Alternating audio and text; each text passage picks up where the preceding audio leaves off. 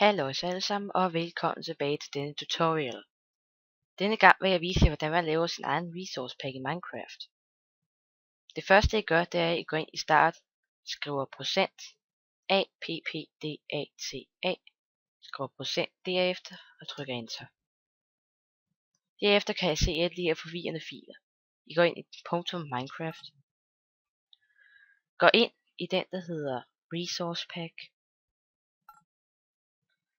Det I så gør, det er, at I går ind og laver en ny mappe med det, den skal hedde resource packen. Jeg vil kalde den her for test.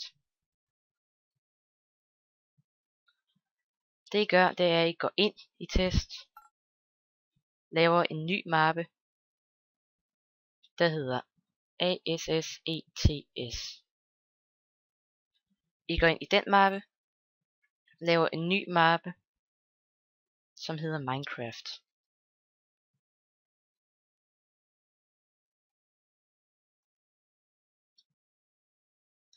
Derefter går I ind tilbage i den her, der hedder Assets.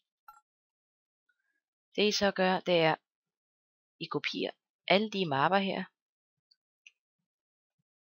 går tilbage i jeres resource packs, og så sætter dem ind herinde. Tager lige et stykke tid. Sådan. Det I så gør bagefter, det er, at I skal finde jeres Minecraft-mappe. Og hvis I er vant til at installere mods, så plejer den at være heroppe. Men det er den ikke længere. Den er hernede, den der hedder versions. Så går I ind og vælger version 1.6.2. Det er vigtigt, at I vælger denne version, for det er den nyeste version af Minecraft i øjeblikket. Det I så gør, det går ind, I kan se den her, der hedder 1.6.2. Og der står, at det er en exclusive jar-file. I højre klikker på den med det program I bedst kan lide.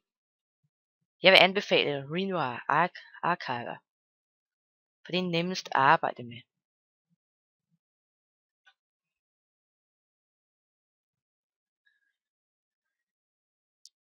Det I skal herinde, det er, I går ind i Assets, Minecraft, og så det I gør, det er, at I kopierer alle de her filer. Og det I gør i det her program, det er, at I går tilbage i den her mappe, ind til jeres resource packs, ind i jeres testmappe. Og så det I gør, det er, at I simpelthen markerer alle filerne med at trykke Ctrl A, og så kører I bare herind. Det tager lige et stykke tid. Og det, når der står her, den gerne vil flette mappen, så skal I bare trykke ja. Det I så bare gør her, det er bare at flytte og erstat. Sådan. Der er en enkelt lille ting, I skal gøre igen. Her, I går herind igen, trykker tilbage.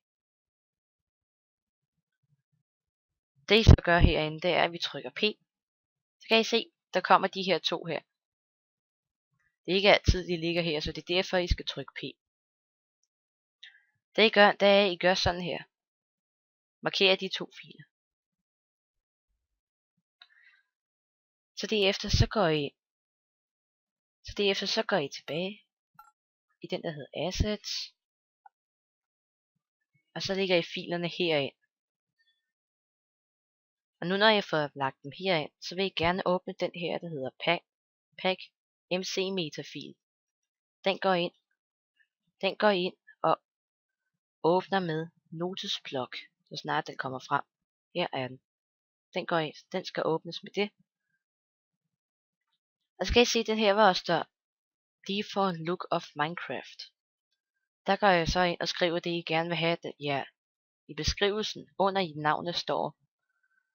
Her der kan vi for eksempel skrive min egen resource pack.